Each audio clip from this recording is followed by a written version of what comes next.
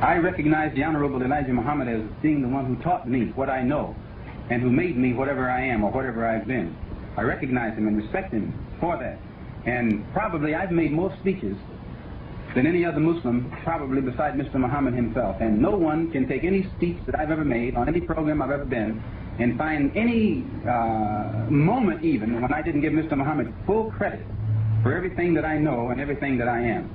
And so when narrow minds come to the conclusion that I'm trying to be something other than what he wants me to be, then those minds are too narrow for me to work with. You would want to elaborate on the inward... I don't think that it accomplishes anything to dwell upon things that divide us. I think it accomplishes more to dwell upon things that unite, things that divide us. I think it accomplishes more to dwell upon things that unite us. And any unpleasant experiences that I've had or unjust experiences that I've had with anyone, as far as I'm concerned, it's in the past. And now I'm trying to look forward and trying to get as many Negroes as is possible to look forward and go forward in a forward-going movement. Forward and go forward in a forward-going movement. Number one, because 1964 threatens to be a very explosive year on the racial front, and because I myself intend to be very active in every phase of the American Negro struggle for human rights, I have called this press conference this morning in order to clarify my own position in the struggle, especially in regards to politics and nonviolence. I wish to speak for just 10 or 15 minutes and then open myself for questions. I am and always will be a Muslim. My religion is Islam.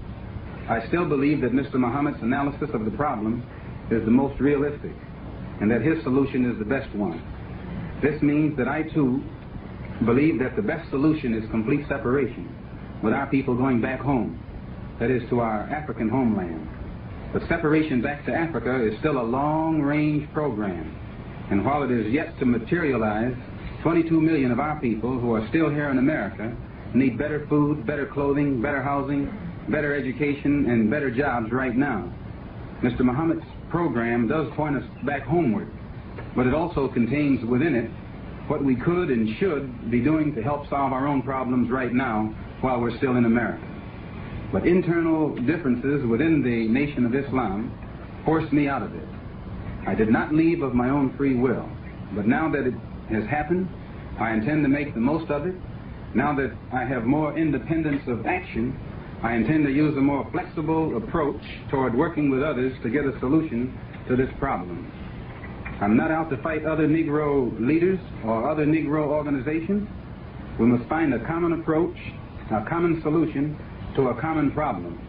As of this minute, I have forgotten everything bad that the other leaders have said about me, and I pray they can also forget the many bad said about them. The problem facing our people here in America is bigger than all the other personal or organizational differences.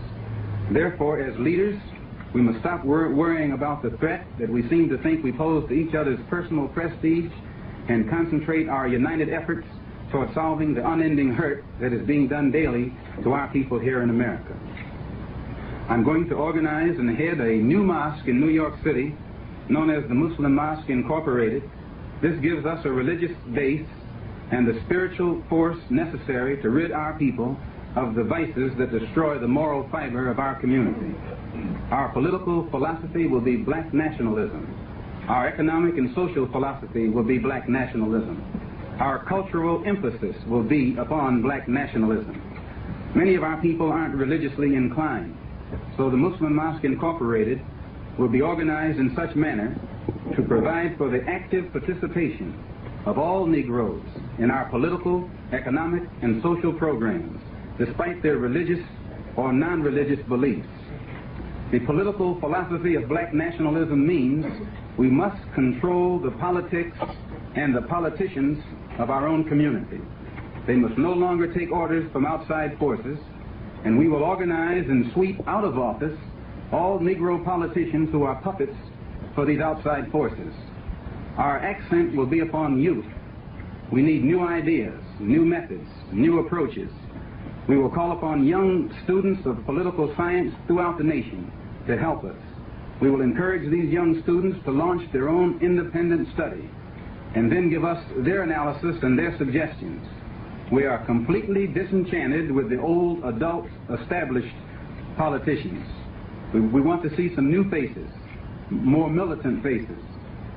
The Muslim mosque will remain wide open for ideas and financial aid from all quarters. Whites can help us, but they can't join us. There can be no black-white unity until there is first some black unity. There can be no workers' solidarity until there is first some racial solidarity. We cannot think of uniting with others until we have first united among ourselves. We cannot think of being acceptable to others until we have first proven acceptable to ourselves.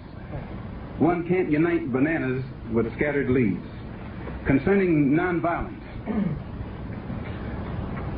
it is criminal to teach a man not to defend himself when he is the constant victim of brutal attacks. It is legal and lawful in this country to own a shotgun or a rifle, and we believe in obeying the law.